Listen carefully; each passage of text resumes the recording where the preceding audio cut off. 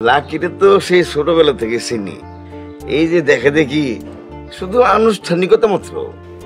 বাবা রমজান, তোমার যদি কিছু জিজ্ঞেস করার থাকে তুমি জিজ্ঞেস করতে পারো।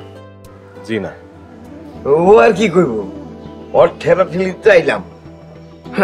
ওর বিয়ার ঘটক তো নিজেই।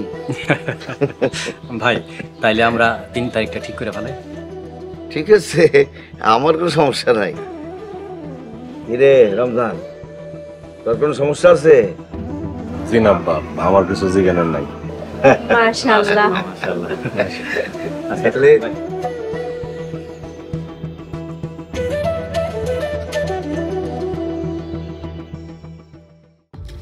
কে কই তুমি? কই গো? রমজান, তুমি নেশা করছো? আরে না, বিয়ার খুশিতে একটু লাল পানি খেয়েছি। হায় আল্লাহ, রমজান তুমি যেমন হাবিজাবি খাও এগুলো তো আমি আগে জানতাম না। আমার টাকায় খাই কিছে। শোনো, সংসার করতে আইছো, ঠিকভাবে সংসার করো। আমি কি করি না করি এই ব্যাপারে তুমি কিন্তু নাক গলাইবে না, তাহলে কিন্তু সমস্যা হইব, বুঝছো না? আল্লাহ, এর আমি কি করলাম? শেষমেশ আমি একটা মাতালরে বিয়ে করলাম।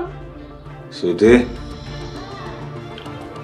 এই সুইটি, বলো, কান খোলা আছে। আমাকে বংশের একটা ঐতিহ্য আছে, কি জানো? আমাকে বংশের কোনো বউ স্বামীরে তুই তুমি বলে না, এটা বেয়াদবি। তাহলে কি করে বলে?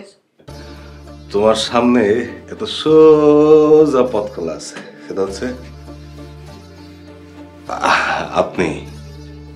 আচ্ছা, আপনি কইলে কি হইব? সংসার অনেক সুন্দর হইব, শান্তিময় হইব। লাকি লাকি, বলেন। বাহ, তোমার মুখে আপনি শুনতে খুব চমৎকার লাগতেছে। আর শোনো, এতদিন যে রমজান রে দেখছ ওটা ভুলে যাও। সংসারের স্বামী হইল 90 আর স্ত্রী হইল 10, দুইজনে মিলে 100। বুঝতে পারছো? জি, বুঝতে পারছি। গুড। আমার খুব ঘুম পাইছে, একটু বেশি খেয়েছি তো, তাই তোমারে 2টা দেখতেছি। একটু ঘুমাইলে ঠিক আছে, বালিশ করি, বালিশ বালিশ।